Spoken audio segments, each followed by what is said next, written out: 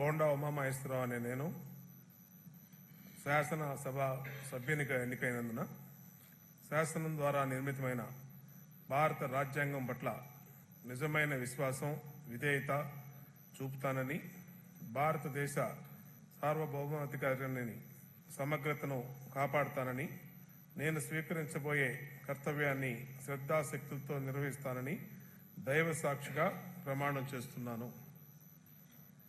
ఆంధ్రప్రదేశ్ శాసనసభ సభ్యుడైన బోండా ఉమామహేశ్వరరావు అనే నేను సభ నియమాలకు కట్టుబడి ఉంటానని, వాటిని అనుసరిస్తానని, సభా మర్యాదలను పాటిస్తానని, సాంప్రదాయాలను గౌరవిస్తానని దేవుని సాక్షిగా ప్రమాణం చేస్తున్నాను.